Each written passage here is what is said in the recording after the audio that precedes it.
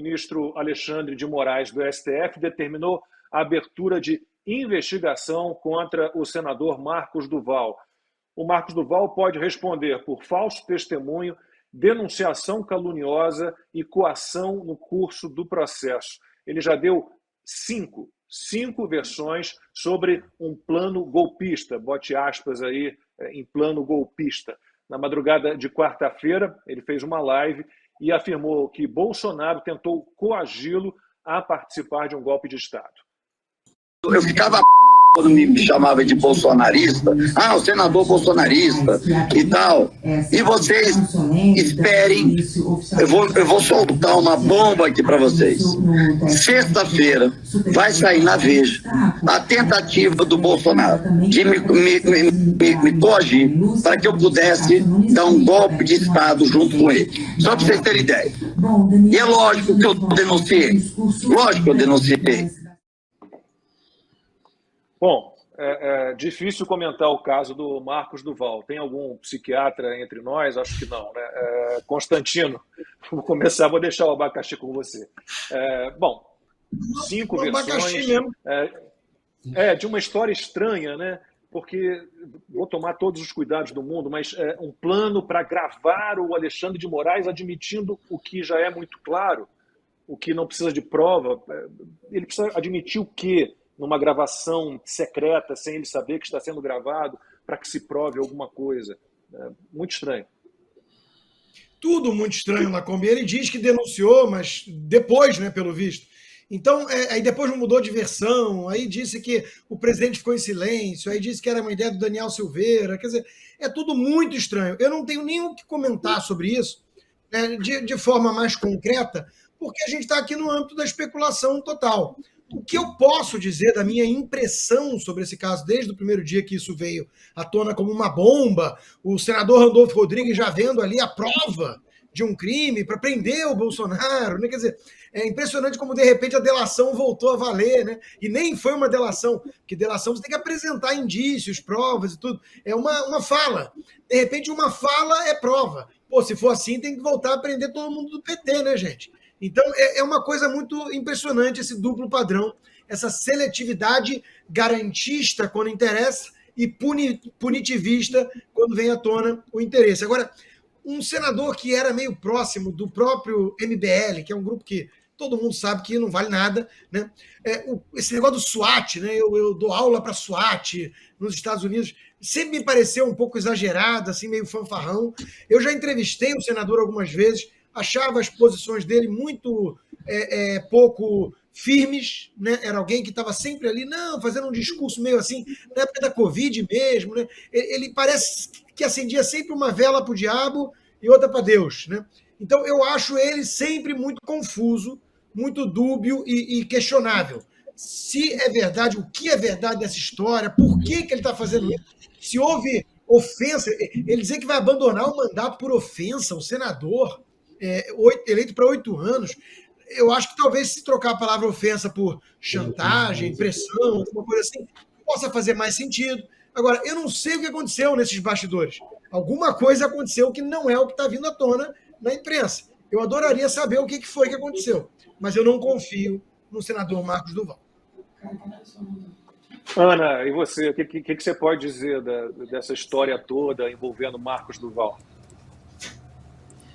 Tem alguns pontos estranhos, né? Porque agora já tem um vídeo dele dizendo, porque ele renunciou, né, ao mandato aí de senador. Ele renunciou e aí 4, 5, 6, 8 horas depois ele disse que não ia renunciar, ia desistir, porque conversou com a filha, com o staff, e aí não renunciou. Agora tem um vídeo dele de ontem, estava até vendo aqui no Twitter, ele dizendo que a renúncia dele, a suposta renúncia, foi parte de um plano, que tem uma estratégia em jogo e que era para pescar alguma coisa e que a gente vai entender ali na frente. A renúncia foi uma parte ali de um mega ultra plano, enfim. Tudo muito estranho. O curioso, Lacombe, é que antes dessa confusão dele, né, desse disse, não me disse, tudo em 24 horas, na semana anterior a isso, nós entrevistamos o senador Marcos Duval no Oeste Sem Filtro, e ele estava, 2 pontos, ele estava com documentos que, segundo ele, provavam a prevaricação do ministro da Justiça, Flávio Dino, em relação à proteção e à segurança do 8 de janeiro, de que ele sabia, de que o ministro da Justiça sabia que ele tinha sido alertado pelas agências de inteligência que poderia haver ali um confronto, né, uma violência, e ele prevaricou em não fortalecer a estrutura de segurança. E ele também disse na entrevista que a CPI do 8 de janeiro seria um ponto crucial que ela teria que acontecer. Naquela semana, estou jogando aqui para a gente debater, naquela semana, na mesma semana, Randolph Rodrigues e Zeca Dirceu, filho do Zé Dirceu, começaram a propagar que a CPI do 8 de janeiro seria uma perda de tempo, que a gente tem outras coisas para fazer. Ou seja, 9 de janeiro, tínhamos que descobrir tudo o que aconteceu, e nós também queremos respostas, porque nós queremos punição para os vândalos e para os criminosos. E aí, 10 dias depois, não, essa CPI não é tão importante. Ou seja, Lacombe, Constantino, Gayer, tudo muito estranho. Ele foi ameaçado de alguma coisa, o senador Marcos Duval, tudo muito estranho ainda, e agora acho que só o tempo vai mostrar o que de fato aconteceu. Um último ponto, Lacombe. Se o ministro Alexandre de Moraes sabia de tudo isso na segunda semana de dezembro, por que ele não agiu então? Eu vou ser muito sincero, eu acho o CPI assim, uma perda de tempo na maior parte dos casos. Eu acho que as CPIs às vezes se perdem, poucas trouxeram realmente uma saída, um caminho. Mas, neste caso, Gustavo, com figuras como Randolph Rodrigues e Lula sendo contra, eu diria a você que eu sou a favor. Estou sem o seu áudio. Eu também concordo que nesse caso, Lacombe, uma CPI ela poderia vir a calhar, porque por enquanto toda a narrativa no que diz respeito à investigação de 8 de janeiro está por conta deles. Então seria um momento, uma oportunidade de a gente realmente buscar o que aconteceu, quem está por trás, quem prevaricou, quem sabia de algo e não agiu, porque aparentemente a Ana Paula foi em cima nisso daí, eles estão escondendo alguma coisa, está cada vez mais claro. No dia 9, a Soraya Tronic, senadora Soraya Tronic, havia conseguido o número de assinaturas necessárias para instaurar uma CPI, no dia 9. Só que, como você sabe, acaba o mandato, começa o novo mandato, essas assinaturas já não contam mais. As pessoas que assinaram no dia 9 não querem assinar agora, por recomendação de Flávio Dino, Lula, líder do PT no Senado, não querem mais, e querem, estão inclusive pressionando outros senadores a não assinarem, a deixar isso para lá, porque isso não é o momento de pacificar. Peraí, no Senado eles estão falando em pacificar, em voltar em trazer estabilidade, mas na imprensa estão falando em perseguir, em prender senhorinhas, e todos os dias a gente escuta mais centenas de denúncias sendo feitas e pessoas sendo presas. Não faz sentido. Bom, nessa questão do Marcos Duval, do senador Marcos Duval, eu quero até falar um pouquinho a mais, se me for permitido, porque como eu liguei e conversei com muitos senadores nessas últimas semanas, um dos senadores que eu tive uma conversa por várias vezes foi justamente o Marcos Duval, porque era inconcebível um senador eleito pela base que ele foi eleito, com as bandeiras que ele tem, votar pelo Pacheco. E no início ele havia dito, né? Eu tenho acompanhado ele, no início ele havia dito que votaria pelo Pacheco, e aquilo não fazia o menor sentido. Eu fiz questão de entrar em contato com ele várias vezes para tentar dissuadi-lo dessa ideia. Acabamos que consegui dissuadir ele, conversei. Ele me contou, inclusive, que o pai dele chegou a ligar para ele, ameaçar que não conversaria com ele mais se ele votasse no Pacheco. A pressão dos pais conta muito nessa hora.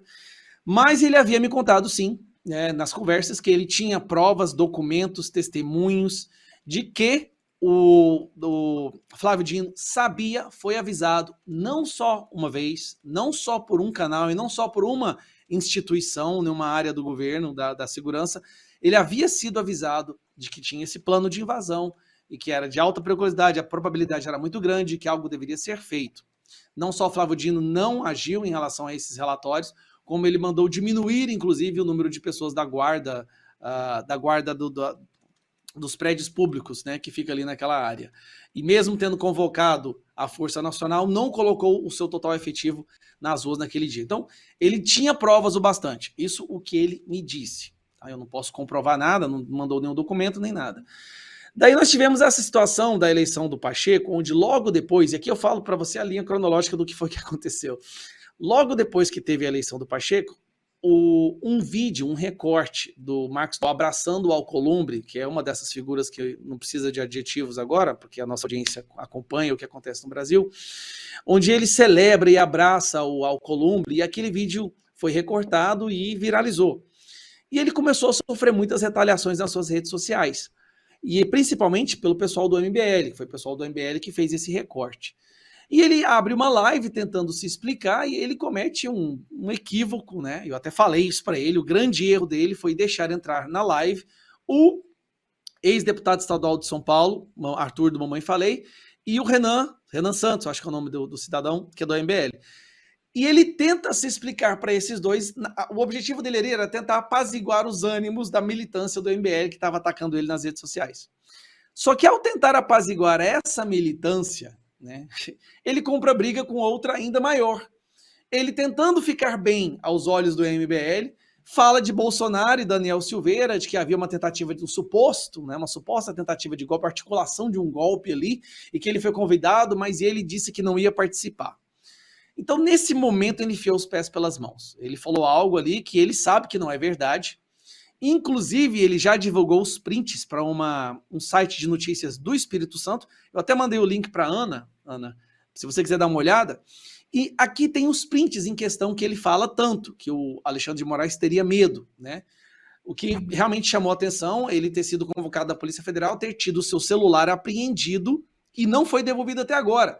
Então nós temos um senador da República que teve seu nome colocado em um inquérito e o seu celular apreendido e ele não pôde pegar o celular. Então, ou seja, essa ferocidade do STF saiu da esfera da Câmara dos Deputados e entrou agora no Senado, a casa que deveria fiscalizá-lo e manter os freios ali, né? Bom, obviamente o STF está sentindo muito mais à vontade agora com a reeleição do Pacheco. Mas no print, eu tenho aqui na minha frente agora, que o Marcos Duval realmente enviou para Alexandre de Moraes na sexta-feira, 9 de dezembro, uma mensagem às 9h41, onde ele fala abertamente aqui, ó, quem está fazendo toda a movimentação com o objetivo de levá-lo à perda da função de ministro e até ser preso é Daniel Silveira. O PR não está fazendo nenhum movimento nesse sentido e tal. E mais à frente ele fala que ele foi convidado por um plano criminoso e tal.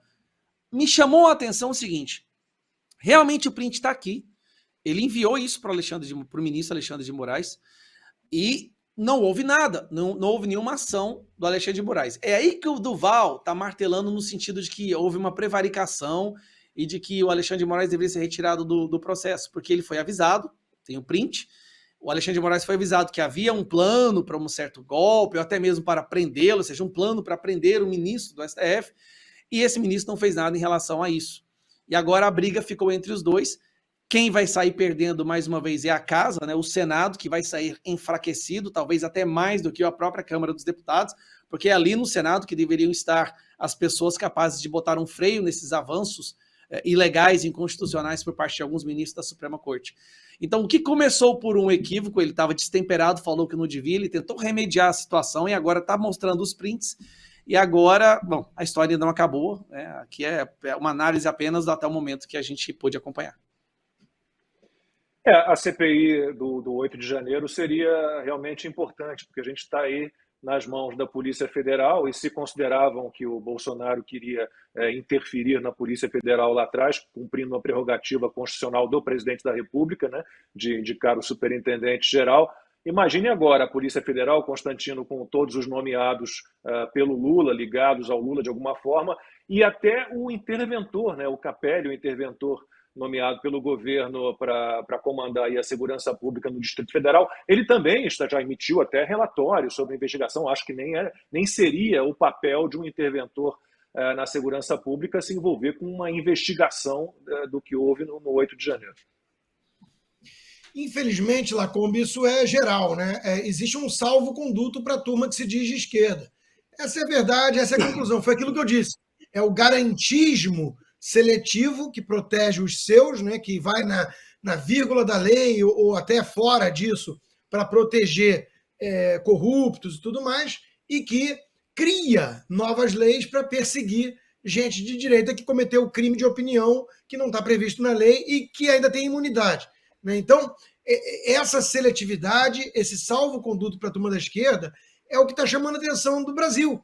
O Brasil está indignado e incomodado com isso, com esse arbítrio, com o abuso de poder. Daí a minha mensagem de que esses presidentes da Câmara e do Senado, respectivamente, deveriam levar mais a sério a mensagem deles. Né? É hora de colocar panos quentes e de realmente traçar linhas divisórias para os poderes. Isso é fundamental para o Brasil. Né? Mesmo os ministros do Supremo que se enxergam numa missão, numa cruzada moral, civilizatória, democrática, né?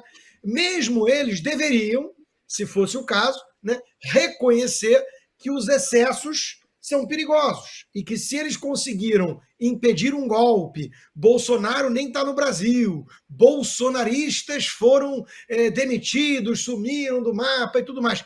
Se eles enxergam dessa forma, eles mesmos deveriam agora começar a levar a sério essa mensagem de dividir os poderes, respeitar a Constituição e as liberdades. Adoraria crer nisso, né? Infelizmente, não sou tão otimista.